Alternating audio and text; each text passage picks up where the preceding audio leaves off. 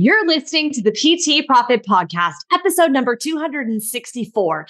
Today, we're discussing the hidden costs of business that no one talks about. Are you ready?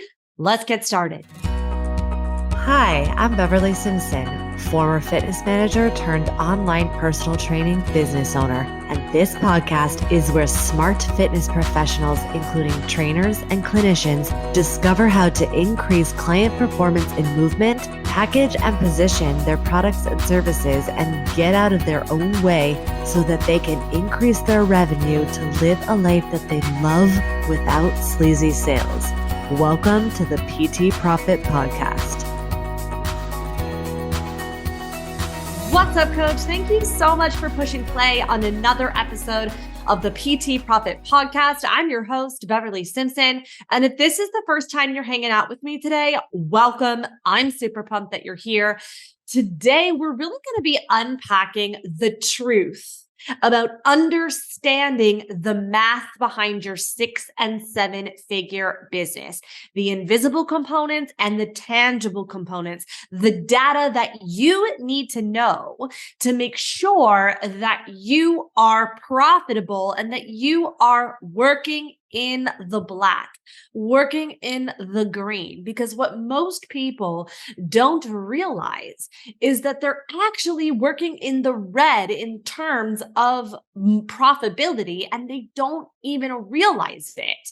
And it's usually because they're operating from some unconscious or subconscious patterning in their mind and making decisions based on commodity. For example, a lot of people will decide their pricing model when they're first new to the space, and they'll look out into the space and they'll say, okay, what are my colleagues doing? What are some of the common prices that I'm seeing? They'll go look on Reddit and they'll search, what is an average personal trainer? What is an average physical therapist? And they'll start seeing, what are my colleagues doing? And then they'll maybe go look at some local gyms. What are the area doing? And they'll start doing some quote unquote market research. And I get it. I know why people want to do that. Nobody wants to be, outprice the market space. Okay. So I understand, but that's pricing on commodity. And here's why. Number one, how do you know that the business models that you're basing your business on is profitable? How do you know that that is a model that actually works? And then number two, what you're trying to do is potentially making price your differentiating factor from the people in the market space, which is just the fastest race to the bottom. You end up working harder, longer, trying to use your work ethic as the fastest way to get people results. And then it's just a really fast race to the bottom, because when people pay, they pay attention. What ends up happening to a lot of people is, in addition to working in the red, meaning their dollar per hour, not that what they charge, but what that dollar per hour is actually worth to them, ends up being anywhere from $3 to maybe even less. And so when you do that, the reason why this is setting you up to fail is because as you start to scale, grow, in order to hit the revenue targets that you want to hit, you're going to need to hire help. And then what ends up happening is that your expenses far outweigh the profit margins. And so you're actually working in the red, even as you grow and attain new clients. And so I'm going to show you how to really think about this. I'm going to show you how to look at this data, and then I'm going to help you make some decisions on your pricing structure based on looking at the data. Okay, so if you've followed me for any amount of time, this might feel a little bit conflicting to you, because in your mind, you're like, but Beverly, you told me that we're not trading dollar for hour. So why do I need to work out what my hourly rate is?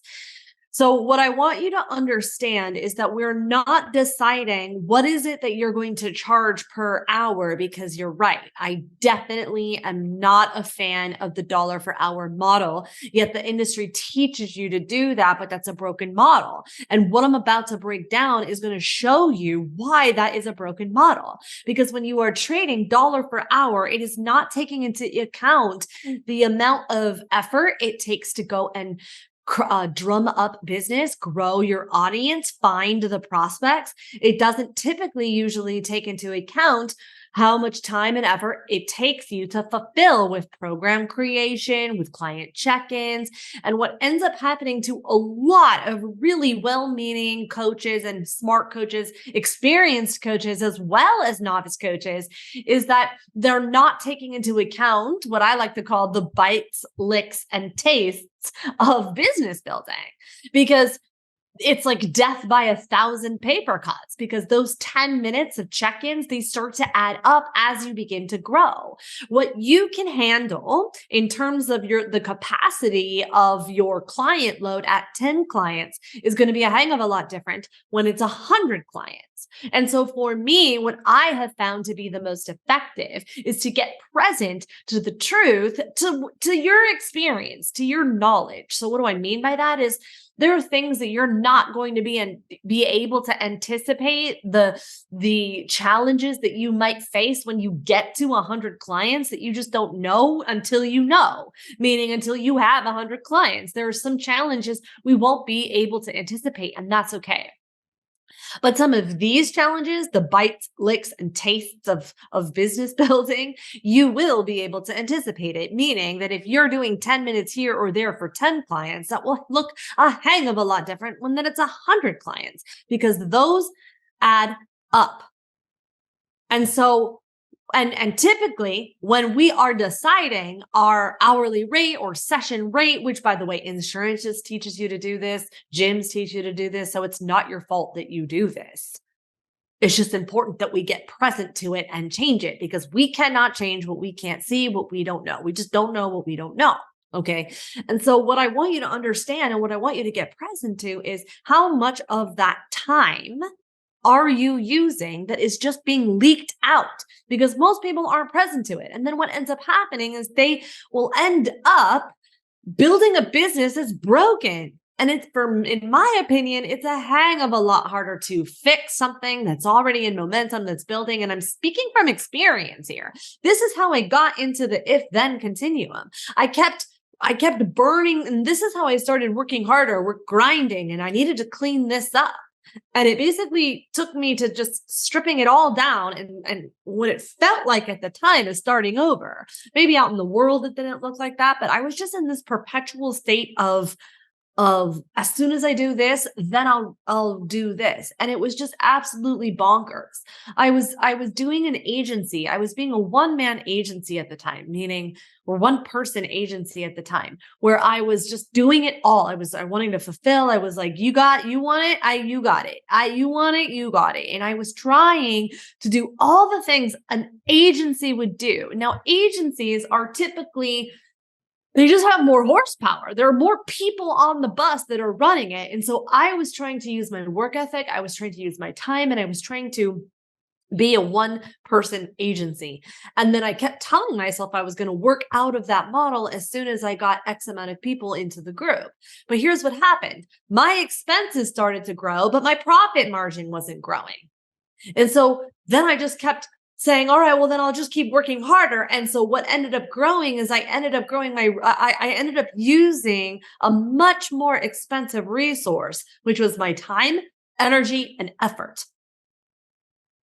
And I couldn't, and the business started to break. So I had to start it all over, essentially, and really prioritize the time and the energy and the effort so that I could step into some overflow and watch the profit margins grow. So this is why I said there was some invisible components to this, because part of that required me to step into valuing what I brought to the market space. When you undervalue what you bring to the market space, you end up potentially calling in clients who are not yet ready to commit to themselves. And so then what ends up happening is they don't do the work or they don't show up. And then you start feeling like, oh my gosh, maybe I'm just not, it's not good. And then you start fueling this vicious cycle of, I need my people to get results, but they're not showing up. I'm calling in the wrong people. And then you start feeling like, okay, well, I'll just work harder. You cannot want the goal more than your client. And so I had to clean some of that up. And then I had to value what I brought to the market space. So it required me to raise my rates for the same work that I was doing so that I could hire the people that needed to come in to fulfill on the promise of what I knew I was capable of. So the first thing that you're going to do is take that goal, okay?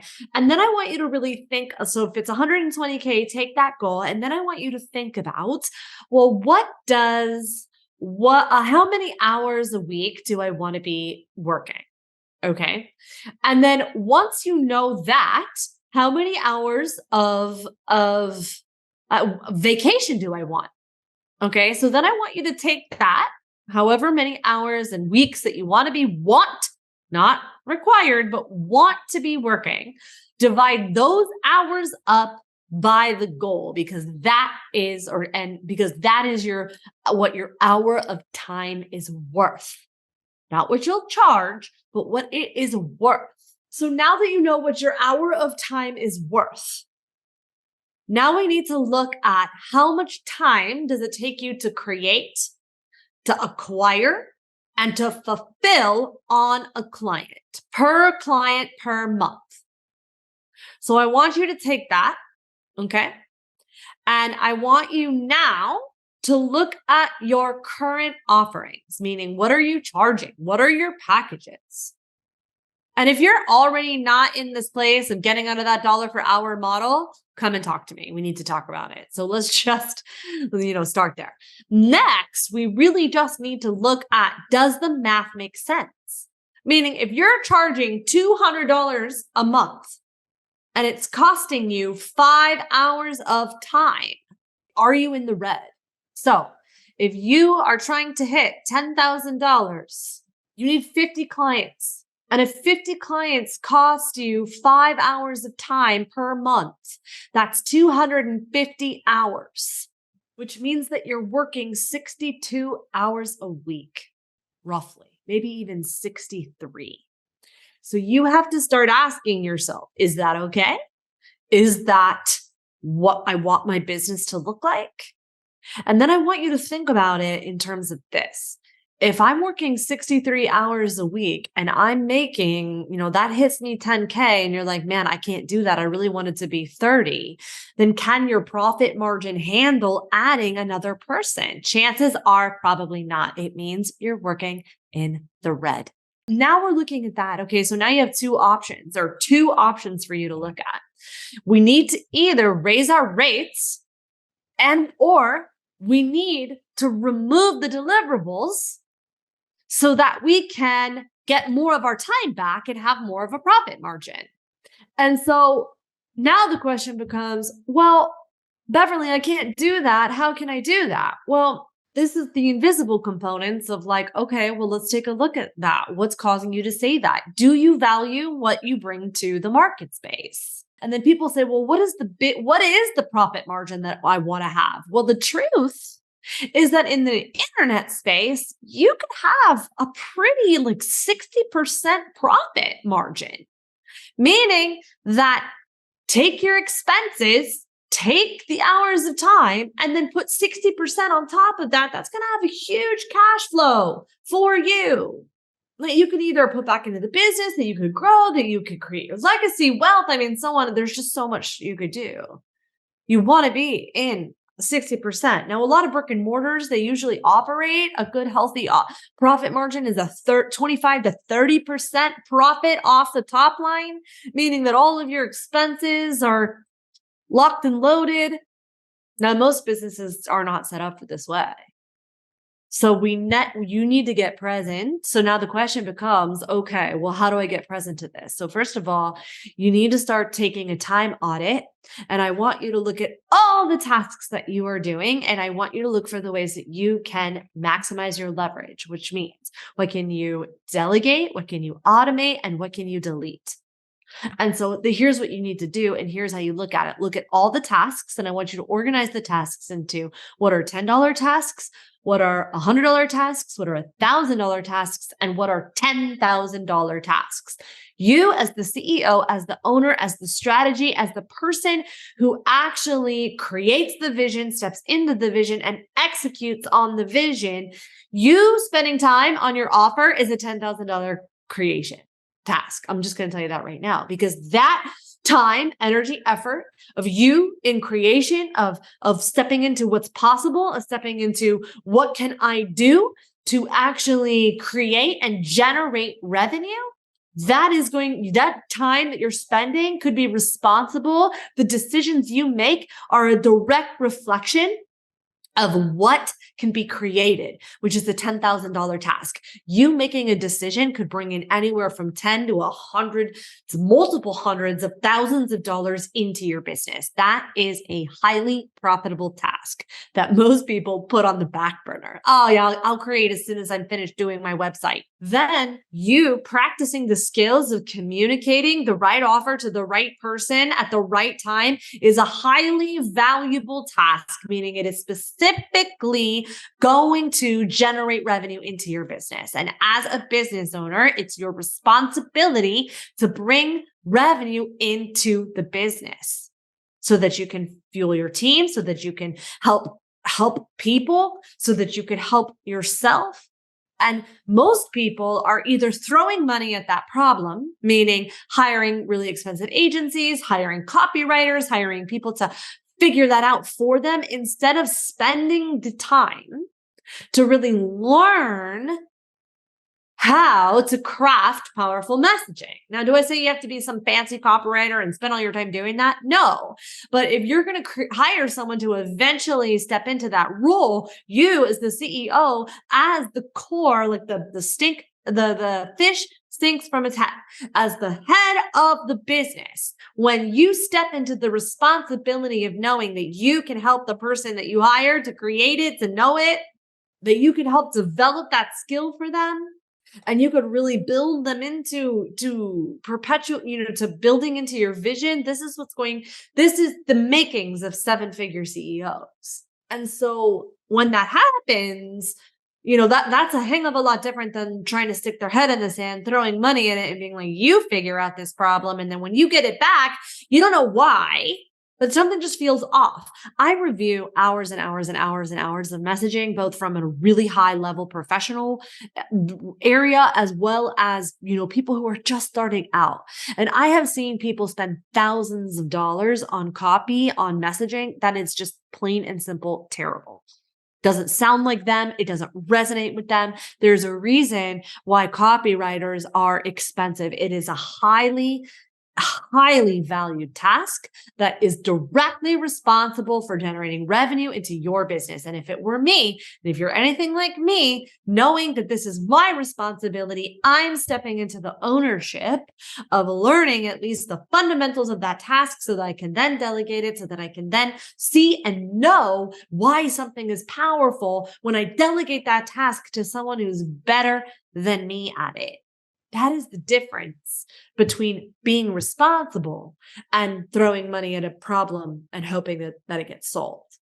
And hey, no shade, right? I've been there. I've done that task. I have pretended I haven't done that, and I have done that. It's just really about the level of awareness and owning it. And the fact that you're here listening to this podcast means that you're already on the first step of that level of awareness and owning it. So good on you. And so now when you start thinking about, well, what are the tasks that I'm doing? Are they $10 tasks? Because most people are tripping up on $10 tasks that they could either delegate, automate, or delete. And then maybe you're in a place like me where you're like, but Beverly, I can't really just delete this task. I can't really, this task has to get done. And then this is kind of an example of what I always talk about, what my mentor says is the razor's edge, where I know that this task is something that needs to get done. And I'm making a conscious choice to doing it because I know it needs to get done. I know it's technically under my wage, my hourly wage, but it needs to get done. And this is part of being responsible. So for example, and this is another thing in my world where I feel like this is an example of being responsible. I am never too good, and I put that in quotes, I'm never too good to do a task that a business needs. If someone in my team gets sick, I can step into any role in my business and handle it with extreme gratitude, deep sense of appreciation, because I know this moves the business forward. I will happily clean the toilets in my business because I know that that needs to get done. So it's not about like, how can I delegate this task because it's beneath me? It's more about optimizing where I can really use my resources, time, energy, and effort and money in a way that I'm conscious and present to instead of unconscious and just throwing money at it, pretending that that it's me being a business owner. And that just means the first step is getting really present to what is the hour of time or what is the monetization value of the time, getting present to where I'm spending most of my time, deciding and then being discerning on how best to use the resources, and then relentlessly executing it. And then this will require me to do some of those invisible components like, do I value what I bring to the market space? Am I trying to be the cheapest option? Am I trying to make price the differentiating factor? And so now when we're talking about making the math behind the 6 and 7 figure worth business make sense and make it worth it, we can't talk about that without deciding, how to determine price, because people will say, but Beverly, I don't want to outprice myself. No one's going to spend $1,000 for a Butterfinger, which is a candy bar in case you didn't know what that was. No one's going to spend $1,000 on a course on how to tie your shoe. Okay, so now we have to take a look at different market spaces and then really thinking about, where do we want to be? And then we have to understand how people determine value. Now, I've talked about this on other podcasts. So if you've heard this before, then I invite you to open your mind and remember that repetition is the mother of all learning, and that invite you to listen to this and hear something in a different way, because there's really 5 things that people are evaluating when they're determining what is valuable. Number 1, they're really asking themselves, what is the perceived value of what I'm receiving for the asking investment? Is it 10 times worth the asking investment, measured against the cost of not getting started? So how do you determine that? Well, you have to really think about what is the speed of implementation that a person can go through that is simple, easy to get them the desired outcome that they want, not what they need, what they want faster. Speed is the number 1 lever, but you need to know what is it that they want, not what they need. You'll give them what they need, but what do they want? Because that's what they're buying. Give them what they want. Then they're looking at what is the belief in themselves? Can they actually do it? That is the last piece of resistance to fall. Can I do it? Now, what a lot of coaches do, and listen, me too, I still do this. This is still a practice of mine, but a lot of coaches will accidentally overwhelm people by saying, you're going to do all these 1,000 things. And then people start to feel like, oh my gosh, I can't do it. And when you do that, we get into trouble. People won't make a buying decision. Then they're looking at what is the effort and sacrifice required on their part. That's what they're determining. And then the last thing is, what is the experience? Now, do you want to be a Super 8 or do you want to be a Ritz-Carlton? And it's really not about one is better or worse than the other. I have Disney Plus, and that is super valuable to me as a mom. And I love it. And I think, wow, I get all of this for this. You want to have that experience for every one of your offers. And so the more resources that you have with team, with profit, with time, energy, effort, and money, then you can enhance the experience for the customer. And that adds value. So you want to be thinking about it like that when you're making the math behind your 6 and 7-figure business work. So really get present. What is the hour of time value based on your current goals? What can you get present to in terms of the tasks that need to get done and organize them into those categories? Then delegate, automate, and delete the tasks. And then be discerning in your decisions of how you use your resources.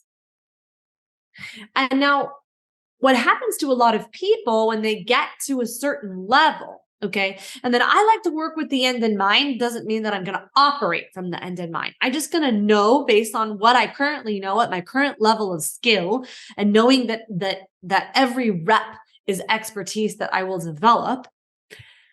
Now, what happens to a lot of people when they get to these thresholds, and every business is going to have a threshold and every new level is going to require something different of you. And so what happens to a lot of people when they get to that 6-figure mark or that multiple 6-figure mark around 250 to 500K is that they have to they'll reach a piece of capacity, and this is when the system starts to break. So this is what started to happen to me. And when I started to recognize and realize that I was working in the red, is because I started reaching these capacities and I knew that I needed to either hire help or I needed to delegate. Like, it's just, you're either going to grow the revenue or you're going to need to cut expenses. And then I started looking at my profit margins and realized that I was in the red. That I could probably make more money as a Starbucks manager. But of course I didn't do that. So I needed to make some changes. And so once I made those changes, then I was able to increase my profit margin. So now that my profit margin was bigger, I could hire the people that I needed to hire to increase and enhance the experience of my customers. And so what ends up happening is that people will be like, oh man, I don't want to raise my rates. Okay. So to my current clients, they've been so loyal, but then I can't make space for the new people that are coming in. So this is why I often say work with the end in mind, so that if I know that this program is going to be $1,000 a person, I might step into that and think to myself, okay, I know that. And I might not charge that, but what would it look like if I stepped into the energy of knowing that this is eventually what it's going to be? It changed the way I showed up. It changed the way I communicated my offers. So then what I started to look at is I did that time audit and I said, where is the majority of my time getting taken? Fulfillment. So that was the first area that I needed to really look at, to like, how can I delegate this? That is not going to hurt client experience, that is going to enhance the client experience, which was a whole new level of letting go for me. And maybe that's you if you're listening to this right now. Because maybe it's something you need to look at the business and look for the areas that you need to let go. And so then once I started putting those components in place, now we're set up to scale. But now we're set up to scale from a place of prosperity and not from a case of, as soon as I get this, then I'll do that. Because that was keeping me in the red. And maybe that's you. And maybe that's keeping you in the red. So that's what I want to invite you to look at in today's podcast. And if this was helpful for you today, it would be a huge favor to me if you screenshot this, tag me, put it in your stories on social at @bsimpsonfitness. Let me know what your biggest takeaways are. Send me a DM. I love to hear from you and I'd love to connect with you. And if you're already curious about how you can create those profitable, irresistible offers, then let's have a conversation about that. And I invite you to schedule a free custom profit plan where you'll walk away with clarity clarity on what your business needs and what the best next steps are for you. So thank you so much for hanging out with me today. I'll catch you on the next episode. Thank you for listening to the PT Profit Podcast. If you like this episode, chances are your friends will too. So it would be a huge service to us if you would please leave us a review and share with your friends on your social media channels. When you leave us a review, be sure to take a screenshot of it and email that screenshot to my team at info@bsimpsonfitness.com. And we'll send you a very special Instagram podcast that will show you how to create compelling content so that your ideal clients come to you and you go from wanting clients to a wait list of clients ready for your services. Thank you so much for listening, and we'll see you on the next episode.